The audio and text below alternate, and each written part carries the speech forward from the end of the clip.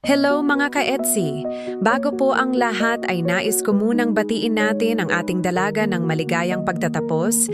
Sa wakas ay nakagraduate na ang ating BB girl sa kanyang senior high school. Panibagong pakikipagsapalaran na naman ang kanyang haharapin sa kolehiyo. Good luck Veanzi at congratulations Team Kalingap, lalo na si Kalingap Edu na laging nakasuporta kay Veanzi. Ang tagumpay ni Veanzi ay tagumpay nating lahat na nagmamahal sa kanya.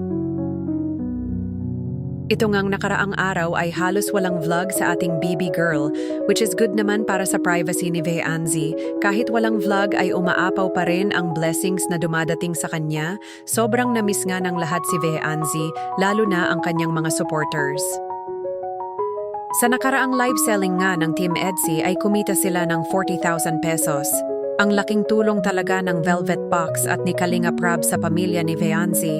Imagine 2.5 hours lang sila nag-live at kumita sila ng ganong kalaking halaga. Wow na wow talaga, congrats Edu and Veanzi.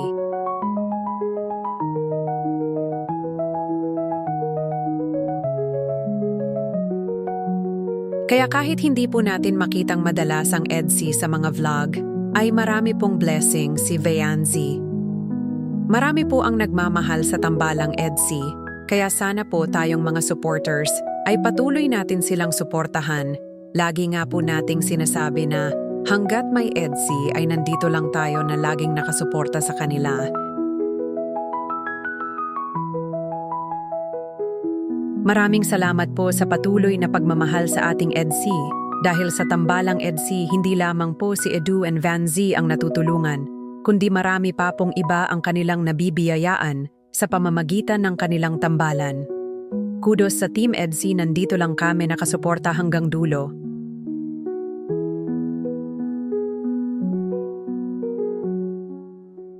Mapapasana all na lang talaga tayo sa dami ng electric fan na kanilang dinonate sa Pambuhan High School.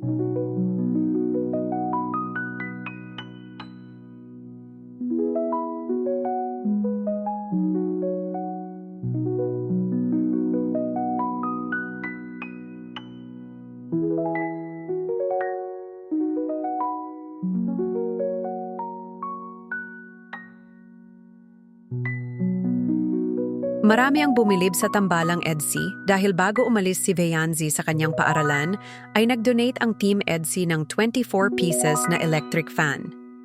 Grabe, mapapawaw ka na lang talaga sa blessings at pagmamahal na ibinabahagi ng EDSI sa kanilang kapwa. Ang daming EDSI supporters ang natuwa sa pinakitang pagmamahal ni Edu and Veanzi sa kanila.